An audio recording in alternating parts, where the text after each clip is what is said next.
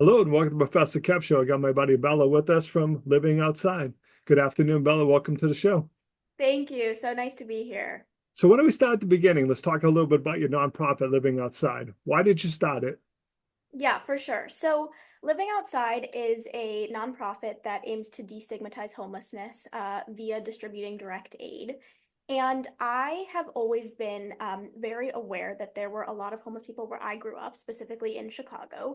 And as when I was younger with my family, I would do what I could. We would give them, if we had change or if we could buy them a meal or whatever that might be in that moment. We were always trying to do what we could in those situations. And then when the pandemic hit in 2020, I had a lot of time on my hands, as many people did. And so my sister and I decided to start doing something a little bit more. And so we purchased a lot of supplies from like Costco, Amazon, all these retailers, and we started putting together care bags. And in these care bags we included like food, snacks, water, um, hats, gloves, masks, hygiene kits. And we decided that given that there was a global pandemic going on, and my sister and I, whose name is Arden, were at home and had kind of the comfort of being at home in that safety, we really wanted to do something for those who were homeless during the global pandemic. And so we created these care bags and we drove to I lived in Boulder at the time, Boulder, Colorado. And so we drove to areas where there were a lot of different homeless communities, and we started handing out these bags. And Arden and I would go up to someone and give them a bag and watch them open it and then ask what we could do differently. And I think that has been a very kind of core component to living outside, is seeking out feedback. Um, but we got lots of great feedback from the get-go. And so we were told, chewy granola bars weren't very helpful for someone who had sensitive teeth, and we made that shift. We talked to someone who had a daughter who lived in another state, and he mentioned that he really wanted a way to get in contact with her. And so we started including stamped postcards and pens in the bags so that people could reach out to their loved ones. And I think that, like, our ability to kind of gather that data so early on has really helped living outside make a difference today. Um, but the pandemic kind of, things got better, and it was 2021, and I found out that I actually had a personal connection to homelessness and that my uncle was homeless.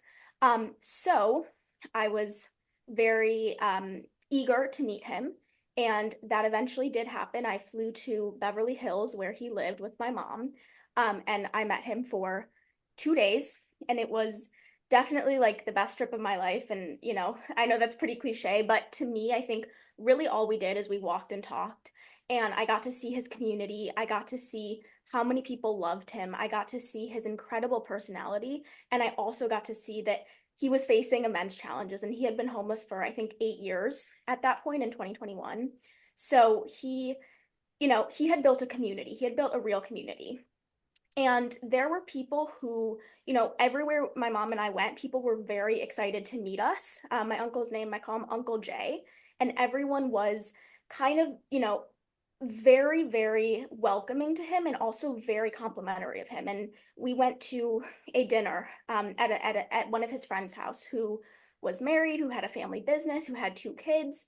And they were willing to welcome their home. They were willing to open their hearts to my uncle because he had kind of an infectious energy and joy that made people really want to stick to him. And I truly believe that his experience with homelessness was infinitely different given he had that level of community and that level of support surrounding him. And so when I returned from that trip and he passed away a couple months later, it was very important to me to kind of bring that level of community and connection to people in my community in Chicago, but also eventually, hopefully, around the world.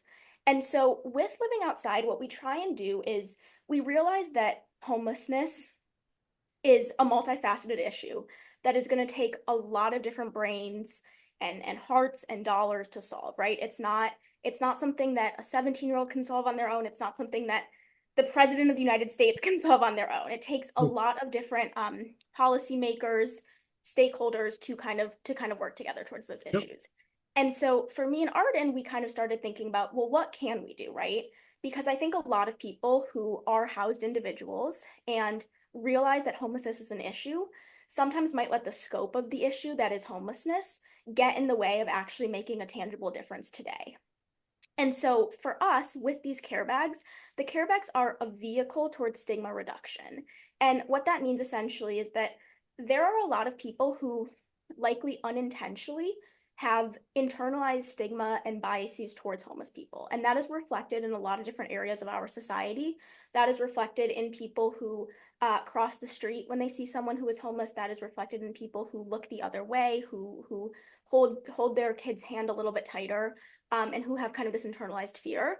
And part of that is rooted in, a lot of policies that are currently criminalizing homelessness, but also part of that is kind of just the discrimination and stigmatization that has surrounded people who are homeless for so long. And so for Arden and I, it was really important to get people who were not homeless interacting with those who were. And I think we realized that to foster a community for homeless people who um, to get to that level that my uncle was able to reach, where he was homeless and he struggled with so much in his life, but at the same time he had such a wide community that loved him and supported him. The way to do that was to get people to interact with each other, and that was kind of missing from society. Arden and I had always interacted with people. That was never really a question in our hands, like in our eyes, like when we were younger, right? We would go up to people and that was never a concern. However, when we started telling people about the care bags that we were handing out, a lot of people were very in on the idea and loved it until we mentioned how we distributed them. And so people kind of assumed that, we'd take these bags and go to a shelter and that would be the end of that. And the opposite actually was true. We try to we don't place any emphasis on convenience and handing out these bags right away. And so what we do today, with no longer living in a pandemic, is we leave these bags in our cars, we take them on walks, we do, whatever we can, and we hand them out one by one. And so if we make, a batch of 250 care bags, it might take a couple months to get through those bags, or a couple weeks. But the point is, every single time we hand out a care bag is an opportunity for a new interaction, a new relationship. And Arden and I find it very, very important that we are acknowledging those who live outside. And living outside is actually a term that my uncle referred to himself as when he would introduce himself to people. He mentioned that he lived outside. And I think in his eyes, he really did feel like he lived outside because he was still living and he still had that kind of home sense that is sometimes lacking when people feel like they don't have a community. Um, so to summarize, and I know this is a pretty long-winded answer, but for me, I wanted to start living outside because I realized that homelessness is such a huge issue that is going to be, it is going to be some time before we are able to provide a home for every single person who does not have one. But in the meantime, what we can do is take a second to acknowledge their humanity and do something to show our support and appreciation for the people that they are. Okay, so wow. Um, you realize you have your uncle's energy, right? You know that, right? That's so And kind. Thank this you. just the way you speak and present that, I was just like, I'll listen to you all day. You You're so have that sweet. energy Thank you. I about really you. appreciate that. It's true. But what I smiled when you first told me your answer because you're doing what we teach entrepreneurs to do, get customer feedback. You didn't go here, here's the thing. Okay, how can we do this better? That's the first thing we teach entrepreneurs. So it's just kind of interesting how you took that Yeah. approach. All right, so crystal ball time, Bella. Where are we going with this? For sure. And just to go back on that point really quickly, I think for students who are interested in making an impact, and for anyone for that matter, your impact will always be stagnant unless you directly involve the population that you hope to serve. And Amen. so for Arden and I, it was so important to get that feedback because neither of us have ever been homeless. And so we never wanted to come from a place of, this is what we think you need, take it, and, hopefully we're making a difference, right? Like, what we do is actually only for the purpose of bringing people together. And if we weren't actually doing that with our care bags, then something needed to shift. Sure. Um, so yeah, really appreciate that. And then time and kind of where we're going. So Living Outside currently has 18 youth-led chapters. And what we've done is we've done a lot of fundraising to allow these high schoolers to start their own chapters without kind of the financial burden of having to create these bags. And so the beauty of living outside is you can be as involved or as not involved and still have that same impact as you would like, right? And for someone who does not have the time, the energy, the money to go create care bags, what you can do is smile, introduce yourself, right? Have a conversation, learn someone's name, remember their name the next time you see them, um, talk to them, right? Share with them something vulnerable about yourself, and then serve as a listener for them. And that is something that is so powerful that I believe is currently lacking from our society. And if anyone were to come across this organization and feel inspired by it and want to help in any way, and their reaction was to simply change their behavior little by little over time, I think that would be, in my hopes, kind of what living outside will eventually do, the more people we reach. However, with that being said, if people do feel so inclined and they are interested in kind of going that extra mile and actually delivering aid, what we do with our care bags is our website has an entire like how-to kit with links on exactly what we like to include in our care bags. It also includes kind of the ideas that I mentioned at the beginning, so like stamped postcards, for example, or hygiene kits, warm socks, kind of all of those things that we like to include. And so people who are interested in creating their own care bags can obviously do exactly what we do, or they can kind of shift to make it make sense for their community. And I think that's kind of the overall goal with living outside is we are not here to tell anyone what they need to do in their community, but it's really more so to just serve as an idea and somewhat of an inspiration of, if you are interested in making a difference, this is what we're doing. We hope you feel inspired by it and adapt it so that it is relevant to your community. And so, for example, we have a chapter in Nigeria right now, and uh, the chapter head is great, and he's doing really incredible work. Obviously, that looks a little bit different than the Living Outside Orlando or Seattle chapter.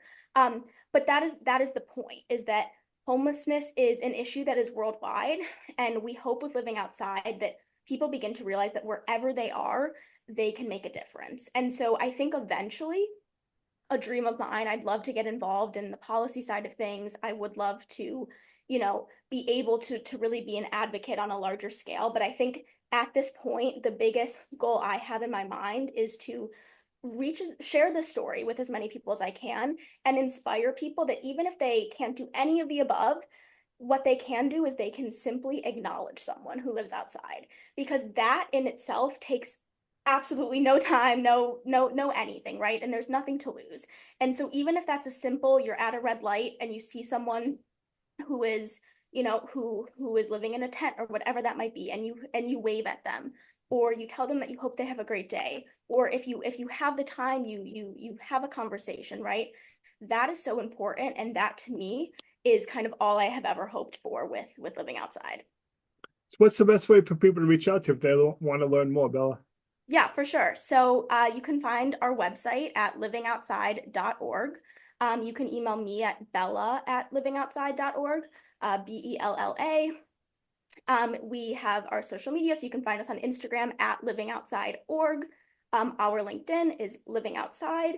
And really, if anyone is interested, I encourage them to look at our website because we have a lot of resources. We have blog posts.